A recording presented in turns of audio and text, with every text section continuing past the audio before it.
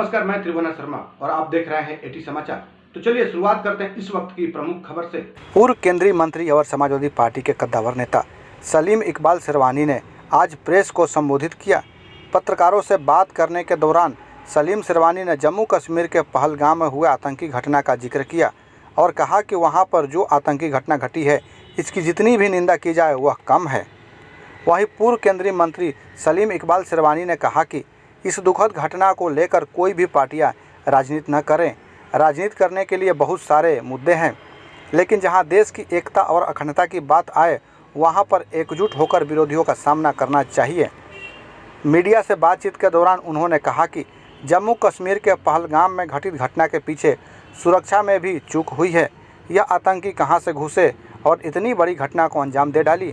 उन्होंने देश के प्रधानमंत्री से भी अपील किया है कि इस पर कोई ठोस कदम उठाए जिससे ऐसी घटना का पुनरावृत्ति दोबारा ना हो सके।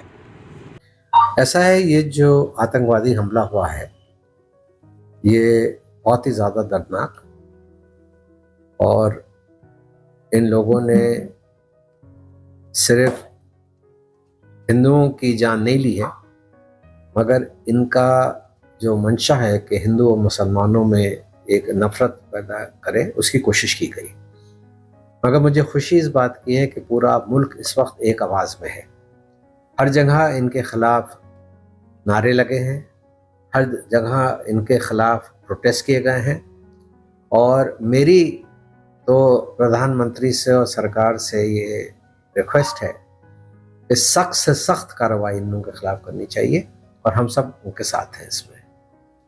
ये हमले हिंदुस्तान को कमज़ोर करने के लिए किए जाते हैं, हिंदुस्तान में नफ़रत फैलाने के लिए किए जाते हैं, और मैं समझता हूँ कि हिंदुओं की जान गई, मुसलमानों का पूरे मुल्क में नुकसान हुआ है।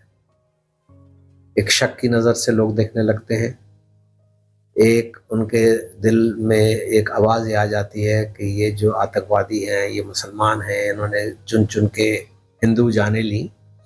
मैं इनको मुसलमान नहीं कहता हूँ, क्योंकि हमारी कुरान में ये लिखा हुआ है कि अगर आपने एक बेगुनाह की भी जान ली, इसका मतलब ये है कि आपने पूरी ह्यूमैनिटी को ख़त्म कर दिया, और एक बेगुनाह की आपने जान बचाई तो आपने पूरी ह्यूमैनिटी की जान बचाई। तो ये मुसलमान नहीं है, ये आतंकवादी हैं। ना इनका कोई मज़हब है, ना इनका कोई ईमान है। इनका काम तो सिर्फ ये है कि मज़हब को इस्तेमाल करके लोगों के दिमाग को इस तरह से जहर डालना कि इनका मकसद हल हो। और आज मुझे खुशी इस बात की है कि पूरा मुल्क एक आवाज़ से उठा, और इनकी जो ये मंशा थी नफ़रत फैलाने की, उसमें इनको कामयाबी नहीं मिली है। कश्मीर में पहली दफ़ा हर कश्मीरी सड़क पे आ गया और उसने कहा कि हम इस चीज़ को बर्दाश्त नहीं करेंगे। जहाँ जहाँ से आवाज़ें आई वो हिंदू मुसलमान एकता की आई, और सब ने मिल के इस पे आवाज़ उठाने को कहा। सारी ऑपोजिशन पार्टीज की जो मीटिंग बुलाई गई थी, उसमें हर ऑपोजिशन पार्टी की एक ही आवाज़ थी कि प्रधानमंत्री जी आप कार्रवाई कीजिए, हम आपके साथ हैं। और यही इस मुल्क में होना चाहिए। इस वक्त में हमें एक होना चाहिए, कंधे से कंधा लगा के। पॉलिटिक्स नहीं करनी चाहिए, ये सिर्फ ये देखना चाहिए कि हम अपने मुल्क की हिफाजत कैसे करें। मैं इससे बहुत ज़्यादा सहमत नहीं हूँ, क्योंकि हमेशा बेगुनाह जो है वो सफ़र करता है। कोई भी वीज़ा लेके आके हमारे मुल्क में आतंकवाद नहीं फैलाता है। ये लोग तो घुसपैठी हैं, आते हैं और ये करते हैं। अब यहाँ लोग आते हैं क्योंकि हमारे मुल्क में बहुत ही अच्छी मेडिकल फैसिलिटीज़ हैं, बहुत सारे लोग अपने इलाज के लिए आते हैं। भाई बहनों से मिलने तो बहुत कम हो गया है, मगर ज़्यादातर लोग अपने इलाज के लिए आते हैं।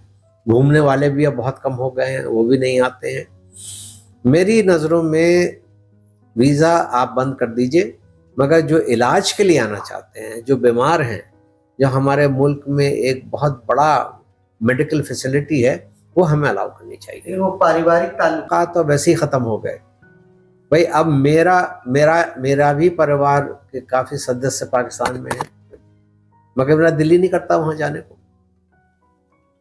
जो मुल्क हर वक्त हमारे मुल्क की वो नीचे गिराने की सोचता है, हर वक्त हमारे मुल्क पे इस तरह के हरकतें करता है, तो मेरा दिल तो नहीं है जाने का। हाँ, मगर क्योंकि हमारे पास हम कमाते हैं, हम दुबई जाके कभी उन लोगों से मिल लेते हैं या कभी और कहीं बाहर जाके उनसे मिल लेते हैं, कभी इस तरह का प्रोग्राम बन जाता है कि हम लोग सब साथ हैं तो मिल लेते हैं, मगर वहाँ जाने का तो सवाल नहीं होता। लेकिन जम्मू कश्मीर के मुस्लिम मेरे ख्याल में 99% मुसलमान भारत का ही समर्थन करते हैं, और अगर भारत में रहने वाले मुसलमान अगर जम्मू कश्मीर से अपने आप को जोड़ते तो आज मुसीबत हो जाती।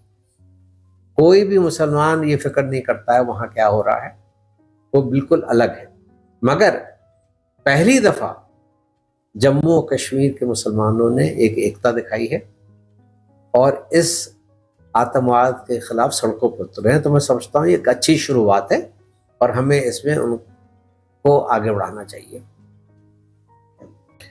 सुरक्षा में छूट तो हुई है, जो इंटेलिजेंस की ये लोग घुसे हमारे मुल्क में, इन्होंने इतना बड़ा हमला किया, तो कहीं ना कहीं आपकी इंटेलिजेंस की कमी तो रही है जहाँ से कि ये लोग आ गए, मगर अब उसमें पढ़ना नहीं चाहिए हमें। इंटेलिजेंस, अब ये बेगुनाह तो मारे ही गए हैं, तो हमें पूरी कार्रवाई करनी चाहिए। और मैं तो समझता हूँ कि सरकार को एक बहुत अच्छा बड़ा कॉम्पनसेशन देना चाहिए इन परिवारों को। किसी की जान तो वापस नहीं आ सकती, मगर आप उनकी आगे की जिंदगी को सुधार सकते हैं। सर, आप केंद्र सरकार में रहे, सबसे पहली सलाह तो मैं ये दूंगा कि इस कार्रवाई जो केंद्र सरकार करने जा रही है उसमें कोई भी ज़रा सी भी नरमी नहीं होनी चाहिए। मुझे ये भी पता चला है, पता नहीं कितना सच है, क्योंकि केंद्र सरकार को ही मालूम होगा कि बहुत सारे मुल्क आज, चाहे उसमें अमेरिका हो, चाहे उसमें यूरोपियन यूनियन हो, चाहे उसमें और मुल्क हो, हमारी सरकार पे कुछ प्रेशर बना रहे हैं कि हम कार्रवाई हल्की करें, क्योंकि पाकिस्तान जो है वो बहुत कर्जे में डूबा हुआ है और इन्हीं मुल्क से कर्जा लिया हुआ है, चाहे वो ईरान का कर्जा हो, चाहे वो चाइना का कर्जा हो, चाहे वो अमेरिका का कर्जा हो। तो वो लोग कुछ कह रहे हैं, सुना है मैंने, क्योंकि मैं अब सरकार में नहीं हूँ, मुझे नहीं मालूम, मगर ये अखबारी खबरें और जो सोशल मीडिया में चीज़ें आती हैं उससे ये पता चला है कि कुछ सरकारें इन पर दबाव डाल रही हैं, मगर इनको किसी की भी दबाव में नहीं आना चाहिए, इनको पूरी कार्रवाई करनी चाहिए, नहीं होनी चाहिए।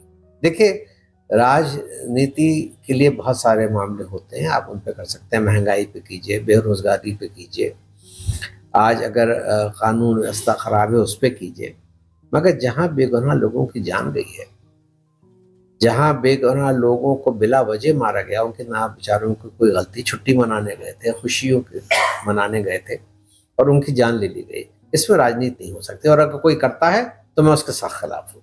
अब तक के लिए बस इतना ही, फिर मिलते हैं ऐसे ही खास खबरों के साथ। तब तक के लिए नमस्कार और आप देखते रहें एटी समाचार।